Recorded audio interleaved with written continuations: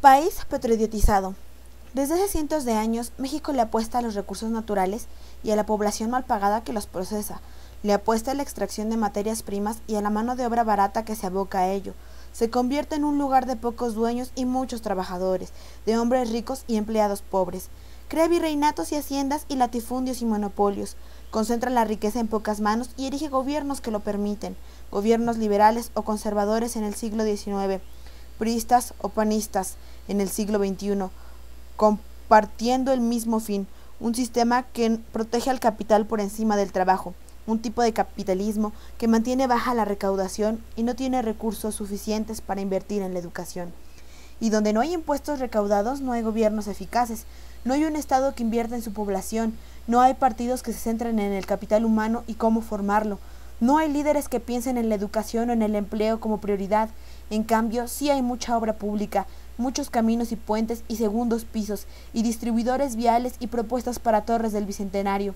Muchas maneras de obtener apoyos cortoplacistas y los votos que acarrean, muchas formas de manipular al electorado en vez de representarlo, muchas maneras de comprar el voto en vez de ganarlo, muchas costumbres vivas en el PAN, en el PRI, en el PRD, en todos los partidos, formas de ejercer el poder que mantienen a México agarrado de la nuca. Hemos creado un sistema de clientelas en todos los ámbitos, un sistema de élites acaudaladas, amuralladas, asustadas ante los pobres a quienes no han querido, en realidad, educar,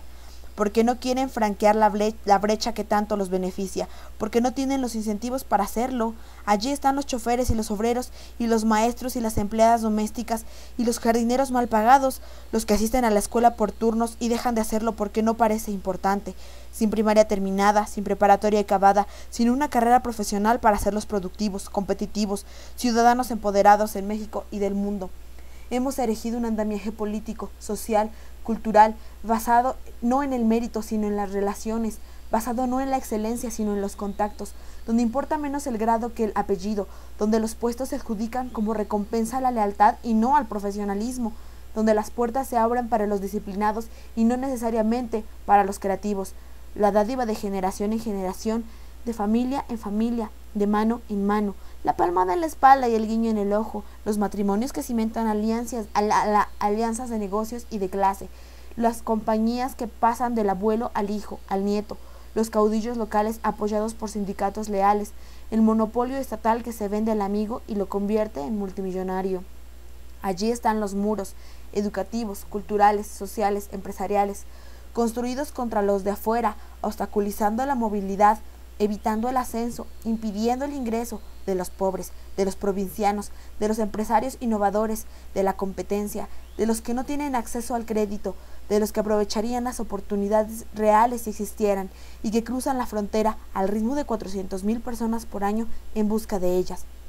Millones de mexicanos con múltiples trabajos, supervivientes ansiosos de un sistema que no funciona para ellos, un sistema que frena la competitividad del país ante un mundo globalizado, que lleva la frustración a las calles, que refuerza la desesperanza de los desposeídos, que alimenta el éxodo y la exportación de talento que entraña, que convierte a México en un país donde 1 de cada 5 hombres entre las edades de 26 y 35 años vive en Estados Unidos, que ara el terreno para cualquiera capaz de ofrecer promesas, asegurar recetas rápidas, proveer un proyecto alternativo o una mano firme con la cual salvar a la nación.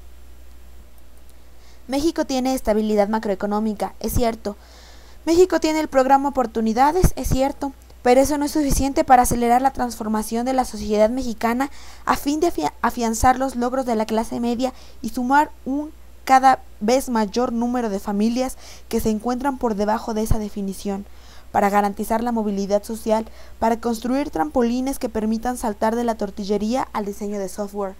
para darle 8 años más de educación al 20% de la población más pobre, para cambiar una estadística que encoge el ánimo. El porcentaje de mexicanos entre 25 y 34 años con educación superior es de 5%, comparado con 2% para la generación 30 años mayor. Otros países han hecho más y lo han hecho mejor. En Corea del Sur, la proporción es de 26%, cuando hace 30 años solo era del 8%. Hace 25 años, la economía coreana era 4 veces menor a la de México. Actualmente la rebasa.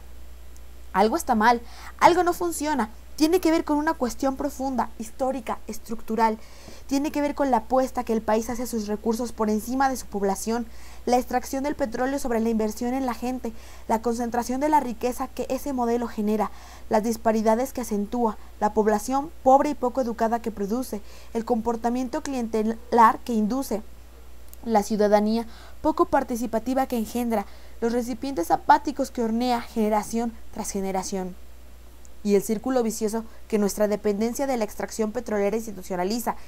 Ese patrón de comportamiento transeccional que condena a México al estancamiento, independientemente de quien llegue a Los Pinos y gobierne desde allí. Ese patrón de reformas parciales o postergadas, de privatizaciones amañadas o mal ejecutadas, de todo lo que no se hace porque el precio del petróleo se encuentra a niveles históricamente altos. Eso que permite perder el tiempo, evitar las reformas indispensables, producir daño a largo plazo, darle cosas a la población en vez de educarla. Como señala el escritor y político canadiense Michael Ignatieff, los recursos naturales como el petróleo son un arma de doble filo para la democracia en cualquier nación en desarrollo. El petróleo puede idiotizar a un país, puede volverlo flojo, complaciente, clientelar, parasitario, más interesado en vender barriles que en educar a su población, más centrado en la extracción de recursos no renovables que en la inversión en talentos humanos, más preocupado por distribuir la riqueza entre unos cuantos que por generarla para muchos. Como México ayer, como México hoy, víctima de la primera ley de la petropolítica, descrita por el periodista Tom Friedman en un artículo de Foreign Policy, mientras mayor sea el precio del petróleo, menor será el ímpetu reformista y el compromiso modernizador. México, adicto a la venta del petróleo, equivocándose una y otra vez, preso desde hace 40 años de la maldición que entraña obtener ingresos con tan solo perforar un pozo, construyendo un país donde todo gira alrededor del oro negro y quién lo controla, donde todo depende del precio del barril y quién se beneficia con su venta, donde no importa cómo competir, sino cuánto extraer, donde no importa cómo innovar, sino dónde perforar, donde no importa crear emprendedores, sino proteger depredadores. El persistente saqueo gubernamental en defensa del patrimonio nacional, con efectos perniciosos para la economía, para la política, para la democracia y su consolidación. Porque cuando un gobierno obtiene los recursos que necesita para sobrevivir vendiendo petróleo, no tiene que recaudar impuestos, y un gobierno que no recauda impuestos para pagarse a sí mismo y a sus aliados, no tiene que escuchar a su población, o representarla, o atender sus exigencias, puede aliviar las tensiones sociales aventándoles dinero, puede atenuar las exigencias comprando a quienes los enarbolan, puede posponer la solución de problemas usando dinero discrecional que el petróleo provee, puede evitar la redención de cuentas porque hay demasiados partidos satisfechos con sus prerrogativas, demasiados líderes sindicales conformes con el Estado dadivoso como para exigir su transformación. La riqueza petrolera lleva a la política como patronazgo, a la política vista como un intercambios de prebendas, a la política percibida solo como un ejercicio donde el gobierno da y el ciudadano recibe, a la mano extendida y a la boca cerrada, a la democracia como un sistema de extracción sin representación, y por ello el gobierno no se ve obligado a construir un modelo económico más justo o un sistema político más representativo o un sistema educativo más funcional que le permita a los mexicanos maximizar su habilidad para competir, innovar, prosperar. El petróleo no ha fomentado el desarrollo equilibrado, más bien lo ha pospuesto. El petróleo no ha facilitado el ascenso de los mexicanos, más bien ha contribuido a mantenerlos en el mismo lugar. México se volvió rico y lleva 4 décadas gastando mal su riqueza de manera descuidada, de manera irresponsable, usando los ingresos de Pemex para darle al gobierno lo que no puede o no quiere recaudar, distribuyendo el excedente petrolero que gobernadores que se dedican a construir libramientos carreteros con su nombre, financiando partidos multimillonarios y medios que los expolian, dándole más dinero a Carlos Romero de Champs que los agremiados en cuyo nombre dice actuar. Eso es lo que ha hecho el gobierno con los miles de millones de dólares anuales que recibe gracias a la venta del petróleo. Así hemos desperdiciado el dinero y desaprovechado el tiempo. En vez de apostarle a la población y educarla, en lugar de invertir en las universidades y actualizarlas, en vez de identificar a los jóvenes emprendedores e impulsarlos, en lugar de remodelar a las instituciones para asegurar que la bonanza petrolera se gaste mejor y se vigile bien, en vez de crear condiciones legales, educativas, empresariales que permitan el capitalismo dinámico, el capitalismo innovador, el capitalismo que no depende de la complicidad sino de la creatividad. El capitalismo que hoy no existe pero debería para que México pueda ser mejor, más rápido, más inteligente que sus competidores, para que se vea obligado a empoderar a sus habitantes, para evolucionar de la dependencia idiotizante de la modernización acelerada. Hasta ahora la discusión se ha centrado en cómo mantener los ingresos de Pemex, no en cómo disminuir la dependencia gubernamental de ellos o cómo gastarlo mejor. El debate